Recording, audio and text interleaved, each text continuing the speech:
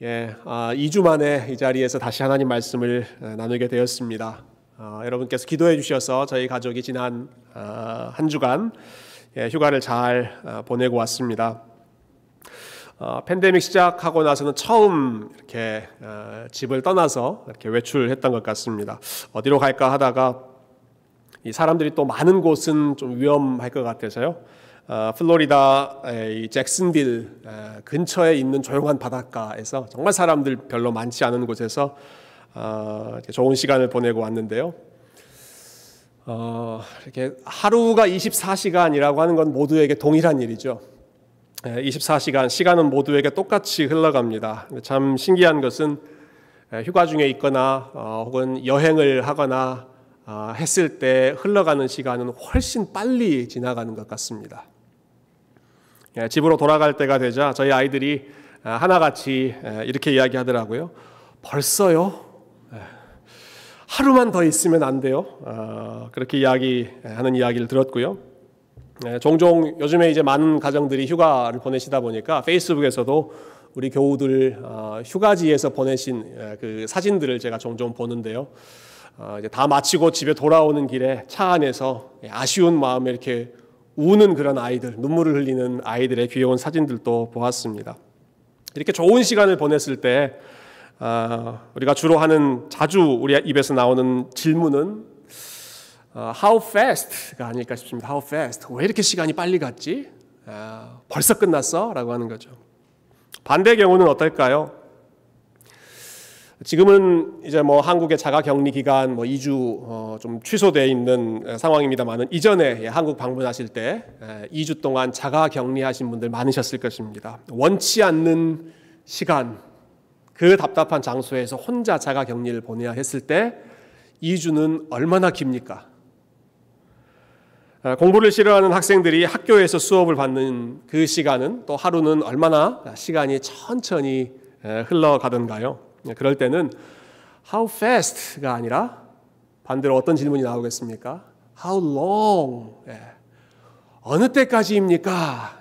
언제까지 내가 기다려야 됩니까? 하는 그런 질문이 나올 것입니다.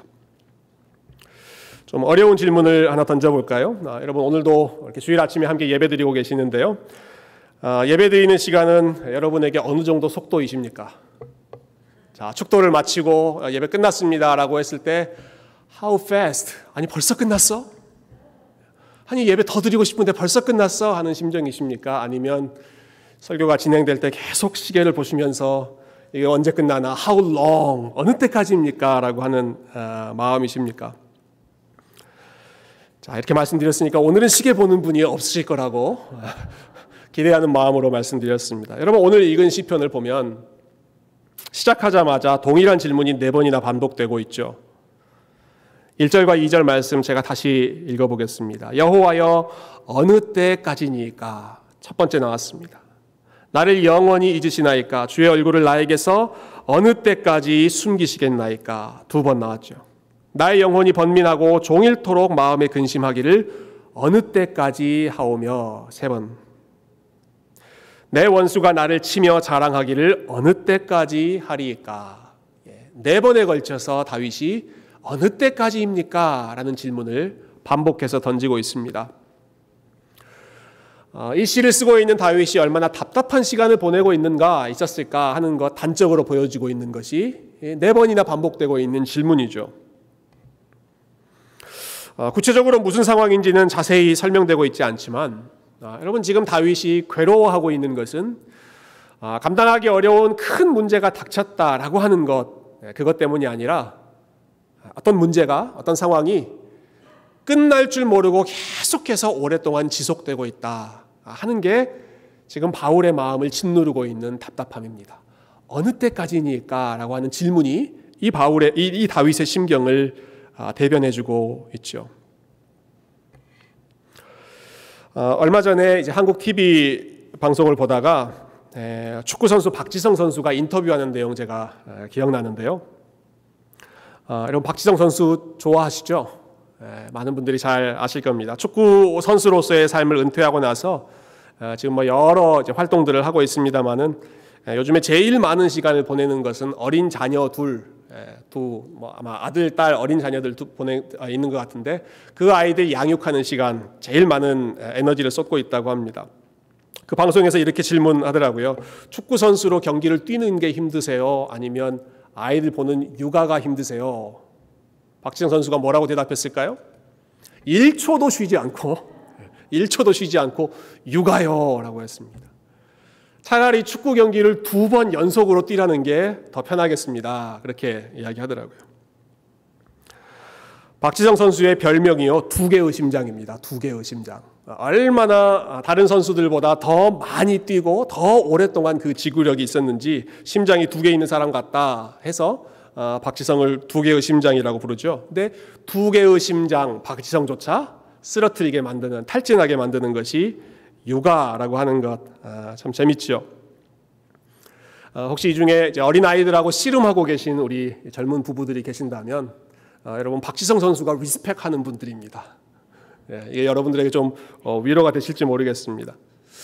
그 인터뷰에서 이렇게 물어보더라고요. 왜 그렇게 힘들어요? 왜 육아가 당신한테 그렇게 힘들어요? 물어보니까 기가 막힌 대답을 남겼습니다. 육아는 종료 휘슬이 없잖아요. 다른 거는 힘들게 뛰어도 축구 경기는 90분 뛰고 120분 뛰고 혹은 그 박지성 선수의 말대로 2게임을 연속해서 뛴다고 하더라도 정해진 시간이 끝나면 종료 휘슬이 울리고 이제 끝, 쉴 수 있는 한계점이 있는데 아이들 보는 거는 그렇지 않더라는 것이죠. 어려운 일이 있을 때 많은 분들이 하시는 이야기가 있습니다. 서로를 위로하기 위해서 또 격려하기 위해서 하시는 말씀, 이 또한 지나갑니다 라는 말입니다. 이 또한 지나가리라, 이런 말씀 많이 하시죠. 근데 그게 안 통하면 어떡합니까? 이 또한 지나가리라 라고 하는 이 말이 안 통하는 상황이라면 어떻게 되겠습니까? 아무리 기다려도 종료 휘슬이 안 울리는 그런 상황이라면 어떻겠습니까? 오늘 다윗이 토로하고 있는 그 상황이 바로 그런 상황이죠. 하나님, 어느 때까지입니까? 얼마나 더 인내하고 얼마나 더 참아야 됩니까?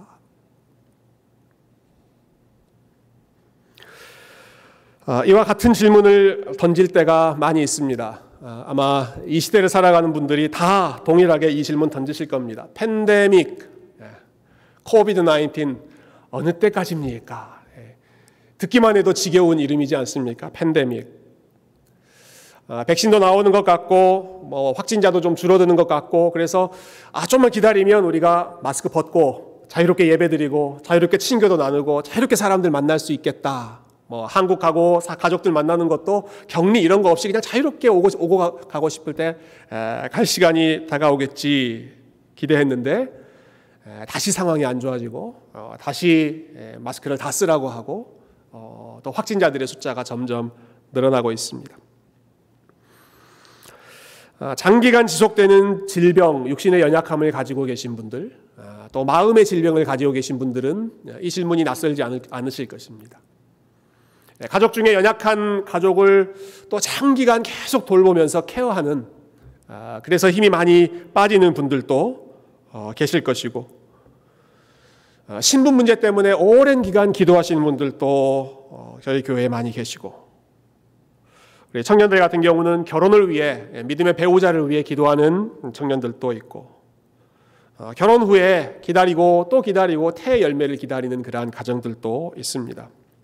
아마 이 중에 계신 분들 중에 많은 분들이 사랑하는 가족들의 믿음을 위해서, 우리의 자녀, 형제, 그리고 우리의 부모님들의 믿음을 위해서 5년, 10년, 20년, 수십 년 동안 계속해서 기도하며 하나님 앞에 씨름하고 계시는 분들이 많이 계실 줄로 믿습니다.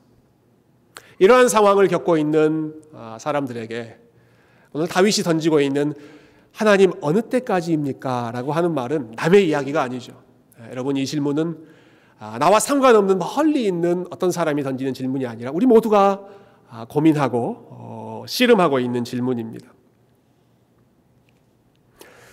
다윗이 이처럼 하나님을 향해 4번이나 동일한 질문을 던지고 있다는 사실은 우리의 믿음 생활 속에 우리가 믿음의 길을 걸어갈 때 이런 질문을 던질 때가 많이 있고, 그리고 우리가 이런 질문을 하나님 앞에 던질 수 있고, 그리고 이러한 어려운 순간에 하나님 앞에 이러한 질문을 던져야 한다라는 것을 무엇보다 먼저 가르쳐 줍니다. 이 테네시의 아주 좋은 대학교이죠. 이 밴더빌트라고 하는 대학교에는 그 신학을 가르치는 디비니티 스쿨이 있는데요. 이 학교에서 신학을 가르치는 이 더글라스 믹스라고 하는 교수님께서 이제 오늘날 교회, 아무래도 이제 미국 교회의 상황이겠죠. 오늘날 교회의 분위기를 이제 분석하고 또 비판하고 대안을 제시하는 그러한 글을 쓰셨습니다. 거기 보니까 이 시대의 교회의 분위기를 병원에서 쓰는 두 개의 의학 용어, 메디컬 텀으로 이렇게 설명하시더라고요. 둘 다 A로 시작합니다. 첫 번째는 amnesia라고 하는 단어입니다. 기억상실증이라고 하는 단어죠. 고통스러운 순간이 있고 힘든 일이 있을 때 교회에서 어떻게 하는가? 생각하지 않도록, 기억하지 않도록, 잊어버리도록 자꾸 종용한다는 것입니다. 굳이 그거 아픈 거 들춰내지 말고 그냥 잊어버려, 이렇게 재촉한다는 것이죠. 두 번째 단어, 이건 좀 더 어려운데요. 발음을 잘 해야 되는데 이 단어를 anesthesia라고 하는 단어입니다. 마취라고 하는 단어입니다. 마취. 우리 수술하기 전에 마취하죠. 삶의 고통, 현실의 고통, 고통의 그 무거움을 느끼지 못하도록 무뎌지게 만들도록 다양한 방법으로 뭐 심리적인 방법이든 아니면 어떤 프로그램을 통해서든 그 고통에 대해서 무뎌지도록 느끼지 못하게 무감각하게 만드는 그것이 교회의 일반적인 분위기라는 것이죠. 기억상실증과 마취, 이것이 오늘날 이 시대가 고통에 대해서 반응하고 있는 두 가지 전반적인 분위기이다. 자, 이러한 분위기 속에 있기 때문에 나타나는 현상이 있습니다. 그것은 고통받는 사람들이 자신의 삶에 있는 고통도 힘든데 그 외에 추가적인 곱지 않은 시선들과 편견들 때문에 더 어려운 시간을 보냅니다. 저 사람은 왜 고통을 받을까? 신앙생활을 잘못하기 때문에 고통을 받는 게 아니야? 라는 질문이라든지 어떤 문제가 잘 해결되지 않고 빨리빨리 계속 해결되지 않고 그 문제가 오랫동안 지속됐을 때에는 저 사람 믿음에 뭔가 문제가 있는 것이 아닐까? 기도를 안 해서 그런 거 아닐까? 믿음이 부족해서 그런 것이 아닐까? 추가적인 이러한 압박이, 프레셔가 사람들에게 더 많이 짐처럼 얹어지는 것이죠. 여러분, 고통을 잊어버리거나 혹은 고통에 마취제를 맞고 그냥 무감각하게 되는 것으로 우리의 문제와 우리의 고통이 해결된다면 얼마나 좋겠습니까마는 성경은 그렇게 이야기하지 않습니다. 고통에 대한 올바른 방법, 성경적인 방법을 오늘 하나님의 마음에 합한 사람이라고 불렸던 다윗이 이 시편을 통해서 저와 여러분에게 좋은 모델을 보여주고 있습니다. 어두운 시간을 보낼 때 우리가 그 시간을 어떻게 헤쳐가야 하는지, 저는 오늘 본문의 내용을 바탕으로 저도 이 세 가지 단어로 좀 요약해 보고 싶은데요. 역시 영어 A로 시작하는 단어를 한번 만들어 봤습니다. 첫 번째는 ache입니다. ache, 아픔, 아파하는 것. 두 번째는 ask, 기도하는 것입니다. 세 번째는 adore, 우리가 찬양하고 하나님을 예배하는 것, adore라고 하죠. 아파하고 기도하고 찬양하는 것. 이 순서가 어떻게 나오는지 한번 보시죠. 제일 먼저 ache, 아픔입니다. 이미 우리가 1절, 2절 말씀을 읽었지만 다윗은 본인이 겪고 있는 그 고민과 실망감과 탄식과 그 무거운 마음을 감추지 않고 하나님 앞에 솔직하게 드러내고 있습니다. 오늘 시편만이 아닙니다. 다윗이 시편에 참 많은 노래들을, 시와 기도를 기록했는데요. 그 중에 숫자를 따지면 더 많은 시, 다수의 시들은 그가 평안한 상황에서, 즐거운 상황에서 희희낙낙거리면서 불렀던 기쁨의 찬양, 감사의 고백이 아니라 훨씬 더 많은 경우가 탄식의 고백으로 시작되는 시입니다. 탄식의 시가 시편에 훨씬 더 많이 있습니다. 또 다른 사람도 예를 들어보죠. 기도의 사람, 기도의 선지자라고 불리는 예레미야, 역시 마찬가지입니다. 정말 하나님 앞에 신실하게 살았고 충성스럽게 살았던 예레미야 같은 경우에 그의 기도를 보면 얼마나 솔직한 감정이 여과 없이 드러나는지 모릅니다. 제가 어제 개인적으로 통독하는 스케줄에 따라서 예레미야 20장 말씀 읽었는데요. 20장 말씀 보니까 예레미야가 이렇게 기도하더라고요. 하나님, 어떻게 저한테 이러실 수가 있어요? 저 하나님한테 단단히 속았습니다. 하나님 저를 속이셨습니다. 와, 여러분 이렇게 기도해도 됩니까? 하나님 어떻게 저한테 이러실 수가 있습니까? 제가 하나님께 순종하고 그랬는데 어떻게 결과가 이렇게 나올 수 있습니까? 따지죠. 그래서 나 하나님 뜻대로 살지 않겠습니다 라고 결심했다가 그런데도 마음속이 불같은 것이 올라와서 하나님의 말씀을 전하지 않고는 또 견딜 수 없는 그러한 마음이 있어서 말씀 들고 또 사람들에게 달려가고 그러다 보면 사람들한테 부딪혀서 또 깨지고 그러면 또 하나님 앞에 또 탄식하고 그래서 이 예레미야의 별명이 우리가 눈물의 선지자였다라고 부르죠. 심지어는 자신이 태어난 날 그리고 그 태어난 소식을 전해주었던 사람들까지도 저주하면서 내가 이 세상에 괜히 태어났다 이렇게 말하면서까지 자신의 실망감을 감추지 않고 있습니다. 에이크, 심리적인 고통, 육신적인 고통, 정신적인 고통, 영적인 고통을 누르지 않고 하나님 앞에 마음껏 토해놓고 있는 것이죠. 우리가 깨어진 세상에서 살고 있기 때문에 우리의 삶에 고통이 있는 것, 마음에 무거운 짐이 있는 것은 이상한 일이 아니라 여러분 정상적인 일입니다. 마음에 고통이 있다, 내가 하나님 앞에 실망스러운 일이 있다라고 하는 것은요, 이건 내가 비정상인가? 아니요, 지극히 정상적인 반응입니다. 우리가 깨어진 세상에서 살고 있고 하나님의 완성될 나라가 아직 임하지 않았기 때문에 우리는 그 긴장 속에서 여전히 살고 있기 때문에 우리가 주님 만날 때까지 이러한 에이킹하는 일들이 많이 있을 것입니다. 그러나 참 감사한 사실이 있죠. 우리 하나님께서 상한 갈대를 꺾지 않고 꺼져가는 심지를 끄지 않는 연약한 자를 불쌍히 여기시는 분이 우리 하나님이시기 때문에 우리가 그러한 상한 마음을 가지고 하나님 앞에 나아갈 때마다 감추지 않고 그것을 솔직하게 드러낼 때마다 너 왜 믿음이 그 모양이냐?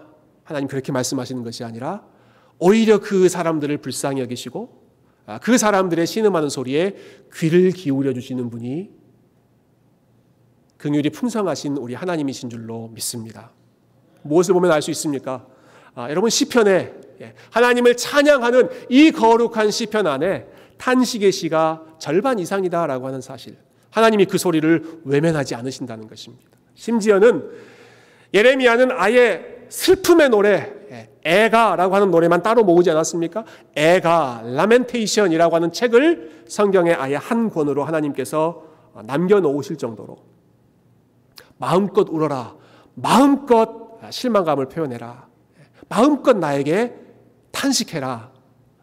시편에 있는 탄식시, 예레미야가 불렀던 그 애가가 하나님이 우리의 신음한 소리에 귀를 기울이고 계시는 분이라고 하는 사실, 잘 보여주는 최고의 증거이지요. 그런데 다윗이 여기서 멈추지 않습니다. 다윗이 비록 참 하나님 앞에 실망스러운 마음으로 탄식도 하고 부르짖기도 하고 하나님 언제까지입니까? 따지기도 하지만 여러분 다윗이 지금 이렇게 불평의 목소리를 쏟아놓고 있는 것은요, 그 불평하는 것 자체가 다윗의 목적이 아니었습니다. 그냥 불평하고 싶어서 불평하는 것이 아니라 하나님 앞에 실컷 마음을 그냥 다 있는 그대로 다 표현하고 떠나버리려고 하는 것이 아니라 여러분 다윗은 자신의 탄식을, 자신의 아픔을 기도하는 자리로 연결해가는, 이어가는 그러한 과정 속에서 지금 하나님 앞에 부르짖고 있는 것입니다. 에이크, 아픔이 ask, 간구하는 것으로 연결되는 것입니다.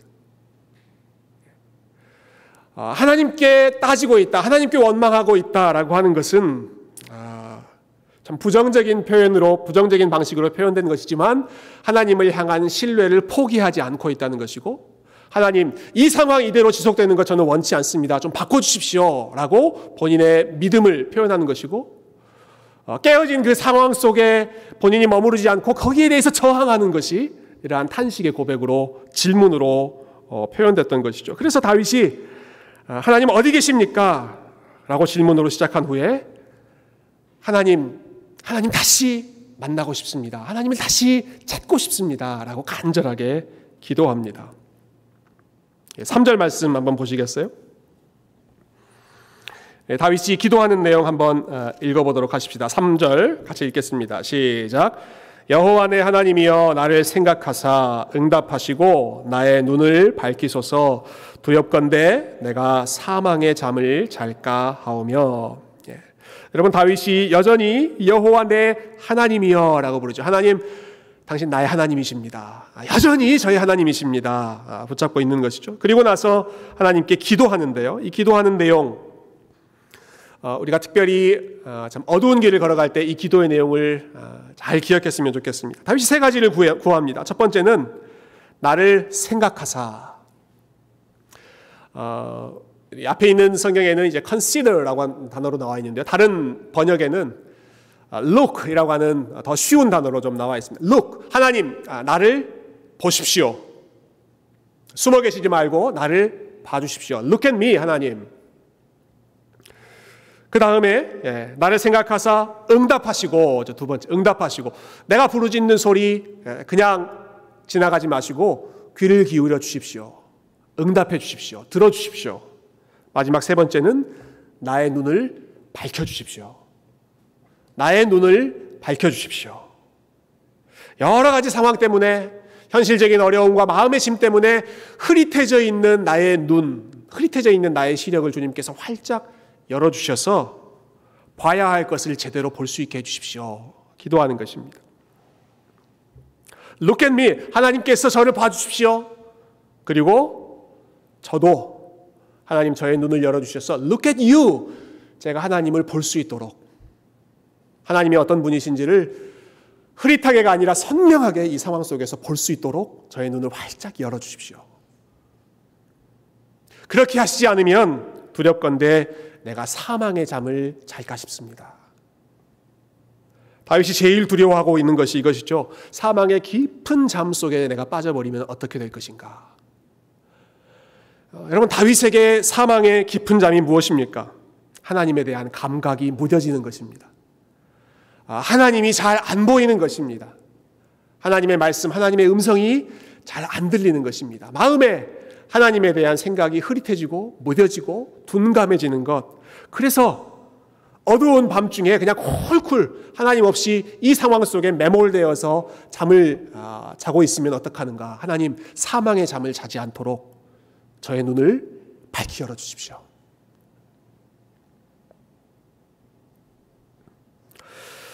여러분, 저와 여러분의 기도의 제목 가운데 우리가 하나님 앞에 기도해야 할 제목들이 참 많이 있지만, 저는 무엇보다 우리가 이 기도를 하나님 앞에 드렸으면 좋겠습니다. 하나님, 저를 봐주십시오. 제 소리를 들어주십시오. 그리고 제가 하나님을 더 밝히 보게 해주십시오.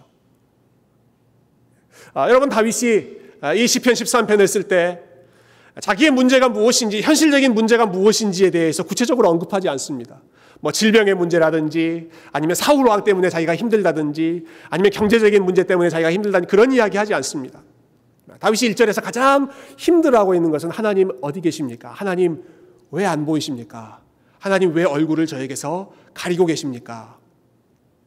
하나님이 실제로 얼굴을 가리고 계셨겠습니까? 그렇지 않죠. 다윗의 마음이 여러 가지 마음으로 인해서 지금 하나님이 안 보인다는 답답함입니다. 그게 다윗에게 가장 큰 문제였고, 그래서 다윗이 간절히 부르짖고 있는 단 한 가지의 기도 제목이 있다면 그것은 하나님 다시 더 분명하게 볼 수 있게 해주십시오. 하나님을 향한 우리의 눈을 가리는 것이 참 많이 있습니다. 어떤 때는 세상의 즐거움이 우리를 가리기도 하고, 세상의 평안함이 하나님에 대해서 의식하지 않도록 둔감해지도록 만들기도 하고, 때로는 시편에 나오는 많은 경우처럼 고통 때문에, 삶의 무거움 때문에, 하나님에 대한 실망감 때문에 우리의 눈이 가리워지는 그러한 상황들이 있죠. 여러분, 그럴 때 우리가 해야 될 것, 하나님 앞에 우리의 아픔을 표현하면서도 다시 한번 하나님 앞에 나아가는 것입니다. 하나님, 다시 내 눈을 열어 주님이 어떤 분이신지를 보여주십시오. 삶이 편안하기 때문에 하나님을 볼 수 있는 시력이 약해져 있는 것보다, 여러 가지 상황 또 힘든 일 때문에 우리의 눈이 오히려 하나님을 향해서 더 밝히 뜨일 수 있다면, 여러분, 그것이 하나님의 백성들에게 훨씬 더 복된 일인 줄 믿으시기 바랍니다. 우리의 눈이 하나님을 향해서 활짝 열리는 것이 우리에게 가장 큰 은혜인 것이죠. 하나님께서 다윗에게 이 은혜를 베풀어 주십니다. 다윗의 기도를 들으시고 응답해 주셨는데요. 이것이 마지막 5절과 6절에 나오는 adore, 하나님을 찬양하고 하나님을 예배하는 고백의 내용입니다. 5절과 6절 마지막으로 한번 같이 읽어보실까요? 5절과 6절입니다. 시작. 나는 오직 주의 사랑을 의지하였사오니 나의 마음은 주의 구원을 기뻐하리이다. 내가 여호와를 찬송하리니 이는 주께서 내게 은덕을 베푸심이로다. 아멘. 다윗의 기도가 응답되었는데요. 어떤 방식으로 응답되었는가? 다윗이 가지고 있는 구체적인 문제가 해결되었다. 그러한 것에 대해서도 오늘 본문은 별로 이야기하지 않죠. 문제가 무엇이었는지에 대해서도 이야기하지 않고 현실이 어떻게 바뀌었는지에 대해서도 별로 얘기하지 않습니다. 그런 게 부차적인 문제다라고 하는 것입니다. 정말로 중요한 것, 정말로 본질적인 문제는 하나님을 가까이 하는 것, 하나님이 멀리 느껴지는 것, 이것이 지금 다윗이 계속해서 씨름했던 문제이고 거기에 대해서 탄식하며 기도했을 때 그에 대한 응답은 어떻게 나왔는가? 다윗의 고백에서 나옵니다. 나는 오직 주의 사랑을 다시 의지하겠습니다. 주의 구원을 기뻐하겠습니다. 하나님의 모든 은택, 나에게 bountifully, 풍성하게 베풀어 주시는 그 하나님의 모든 일을 제가 기대하겠습니다. 바라보겠습니다. 여러분, 탄식으로 시작하지만 그 탄식이 기도로 연결되고 그리고 기도의 마무리는 하나님을 향한 찬송의 고백으로 회복되었습니다. 특히 5절 말씀에서 다윗이 참 고백하고 있는 내용, 저는 이것이 이 다윗의 마음이 지금 바뀌어가는 그 실마리라고 생각하는데요. 사실 4절과 5절 사이에 도대체 다윗이 이렇게 무거운 마음이었다가 왜 갑자기 5절, 6절 이렇게 밝은 분위기로 바뀌었는가? 자세한 설명을 하지 않기 때문에 좀 답답한 마음이 있습니다. 그렇지만 기도하는 가운데 하나님께서 다윗의 눈을 열어주시는 것이죠. 점점 열어주시는 가운데 다윗이 분명하게 다시 회복하게 된, 붙잡게 된 것이 있습니다. 5절에 나는 오직 주의 사랑을 붙잡습니다. 주의 사랑을 의지하였습니다. 여기 나오는 사랑이라고 하는 단어, 설교 시간에 자주 언급했던 히브리어로 헤세드라고 하는 단어입니다. 헤세드. 이 단어는 그냥 우리말 사랑이라고 짧게 번역하기에는 너무 아쉬운 단어입니다. 하나님께서 약속하신 것을 끝까지 지키시는 헌신적인 사랑, 언약적인 사랑, 이 단어가 이러한 의미가 이 헤세드에 포함되어 있거든요. 그래서 우리말은 그냥 사랑이라고 번역했지만 영어는 조금 더 이제 설명을 덧붙여서 steadfast love, 한결같은 사랑 이렇게 표현하기도 하고, 그리고 제가 더 좋아하는 번역은 unfailing love, 실패하지 않는 사랑, 끝까지 그 계획을 이루시는 그 하나님의 사랑.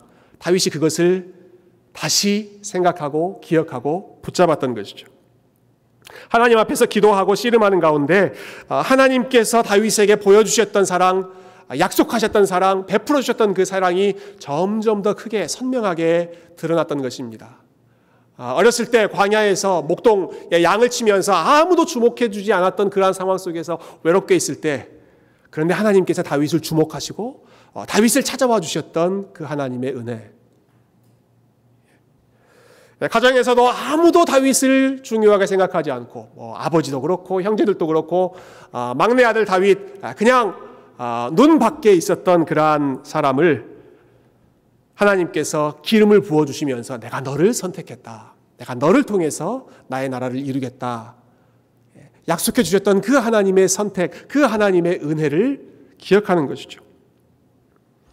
온갖 어려움 속에서 양을 치고 있을 때에는 동물들의 습격이 있었고, 전쟁터에 나갔을 때에는 많은 군대와 또 거인 골리앗의 위협이 있었던 참 두렵고 떨리는 그러한 상황 속에서도 한결같이 하나님께서 다윗의 삶을 붙잡아 주셨던, 안전하게 지켜주셨던 그 신실한 사랑을 다윗이 기억하게 되고, 그렇지, 하나님이, 내가 어렸을 때 하나님께서 나를 그렇게 불러주셨지, 내가 위태로울 때 하나님께서 나를 그렇게 보호해 주셨지, 내가 여기까지 온 것 하나님의 은혜였지, 그 과거에 베풀어 주셨던 그 하나님을 기억하고 그 하나님의 사랑을 신뢰하는 가운데 그의 입술에서 탄식이 아니라 다시 한번 하나님을 향한 기대와 믿음이 표현되고 있었던 것입니다. 그래서 하나님의 구원을 기뻐하고 하나님이 베푸신 은혜를 찬송하기 시작하는 것이죠. 본인이 이러한 과정을 통해서 다시 하나님의 구원을 회복했을 때, 하나님의 은혜를 회복했을 때, 다윗은 이 경험을 또 이 마음을 많은 사람들과 함께 나누고 싶어 했습니다. 그래서 이 시편을 쓴 것입니다. 그리고 이 시편을 혼자 부르는 것이 아니라 많은 사람들이 함께 부르기를 원했습니다. 오늘 시편 23편 여러분 성경책을 보시면 아마 13이라고 하는 숫자 옆에 괄호로 이렇게 부제가 붙여 있을 것입니다. 이렇게 되어 있죠. 다윗의 시, 인도자를 따라 부르는 노래. 다윗이 지은 시인데 혼자 부르는 노래가 아니라 이것은 인도자를 따라 함께 부르는 노래라는 것입니다. 다윗이 이 과정, 탄식에서 기도로, 기도에서 찬양으로 이어지는 이 업앤다운을 다 경험한 후에 나와 같은 상황 속에서 어두운 시간을 보내고 있는 나의 형제 자매들이 이 고백으로 하나님 앞에 함께 노래 불렀으면 좋겠다. 그래서 이 고백을 부르는 인도자를 따라서 다윗을 따라서 많은 사람들이, 이스라엘 백성들이 함께 부르며 어두운 시간들을 이겨냈던 것이죠. 이 시는 혼자 부르는 노래가 아니라 그래 믿음의 선배들이 불렀고 다윗이 불렀고 그의 인도를 따라 함께 부르는 노래입니다. 특별히 이 시편은 우리의 진정한 다윗이 되어주셨던 예수님께서 부르셨던 노래이고, 그리고 예수님을 따라서 저와 여러분이 계속해서 함께 불러가야 하는 노래입니다. 저는 인도자를 따라 부르는 노래라는 이 문구가 이 시편 23편을 가장 잘 사용할 수 있는, 가장 잘 적용할 수 있는 중요한 실마리가 된다고 생각하는데요. 제가 한 달 전에 시편 1편 설교할 때 여러분들에게 그러한 인용문을 소개해드린 적이 있습니다. 초대교회 교부였던 어거스틴이 시편에 대해서 시편은 이렇게 우리가 이해해야 한다라는 취지에서 말씀한 내용이죠. 시편은 예수님께서 찬양대의 지휘자가 되어주시고 그 예수님의 지휘 따라 우리 모두가 예수님의 찬양대원이 되어 함께 부르는 노래이다. 혹시 기억나십니까? 기억이 안 나시면 다시 기억하시면 됩니다. 시편은 어떤 노래라고요? 예수님이 지휘자가 되어주시고 예수님을 따라서 저와 여러분이 그분의 찬양대원이 되어 함께 부르는 노래. 모든 시편이 다 그렇지만 특별히 시편 13편이야말로 우리가 예수님을 따라 부를 때 가장 잘 부를 수 있는 노래입니다. 여러분, 예수님이야말로 이 노래의 진정한 주인이셨습니다.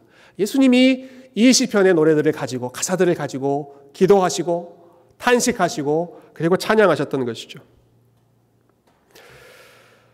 우리 주님도 탄식하며 부르짖으실 때가 있지 않았습니까? 십자가에서 나의 하나님 어찌하여 나를 버리시나이까 외치셨죠.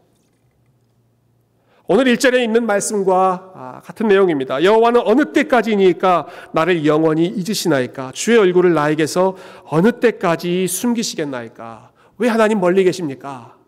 나의 하나님 어찌하여 나를 버리시나이까? 예수님께서 탄식하셨던 내용입니다.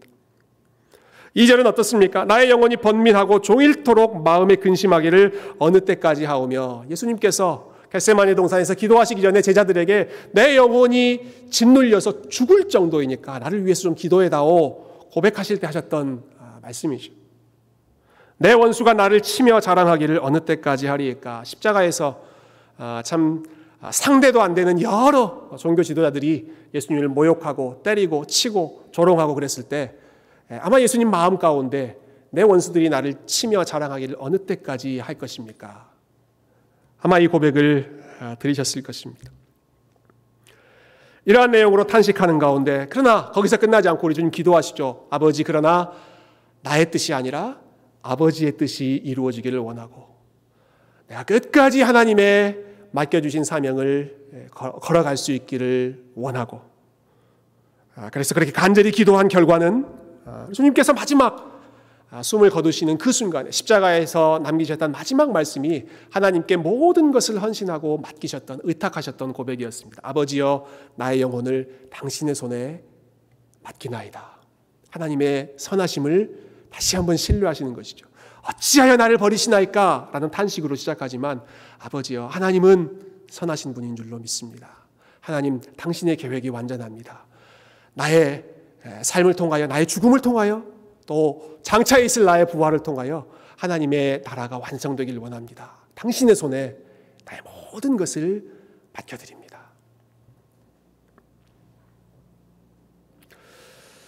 여러분, 우리 주님께서 이 시편 13편의 노래를 가장 잘 알고 계시고요.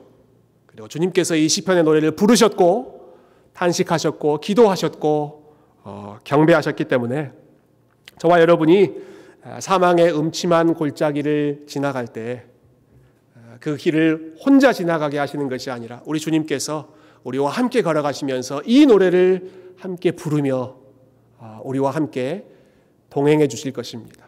특별히 다른 사람보다 더 긴 터널을 지나고 있는, 그래서 더 외롭고 더 힘든 길을 걸어가고 있는 당신의 양이 있다면 목자 되신 주님께서 그렇게 방황하고 지쳐있고 쓰러져 있는 그 양을 향해서 이렇게 말씀하실 것입니다.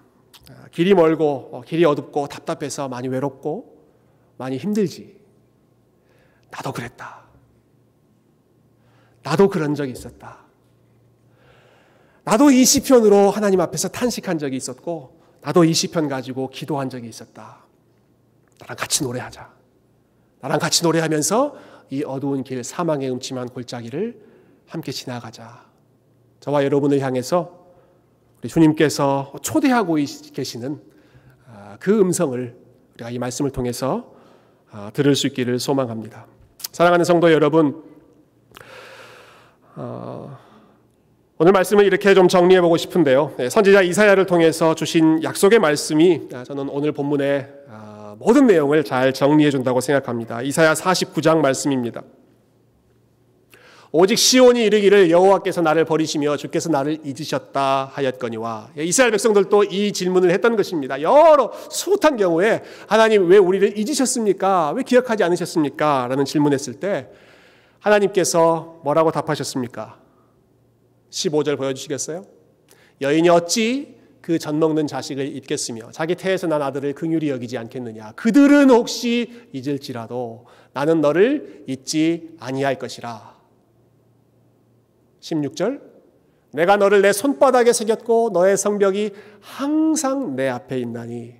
여인이 어찌 그 자녀를 잊을 수 있겠느냐. 그런 일 일어나기 힘들죠. 거의 안 일어나죠. 그러나 설령 그런 일이 일어난다고 할지라도 어머니가 아들을 기억하지 못하고 어머니가 딸을 기억하지 못하고 잊어버리는 그런 일이 설령 있다고 하더라도 나는 절대로 너희들을 잊지 않겠다. 왜?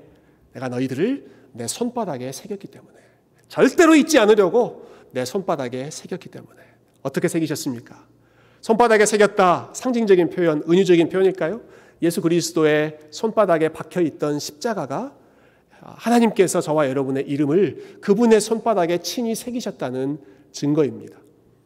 그분의 손에 친히 새기셔서 절대로 잊지 않고 절대로 포기하지 않고 끝까지 함께 하시겠다는 주님의 약속의 말씀이 있기 때문에 우리가 때로는 하나님 앞에 하나님 언제까지입니까?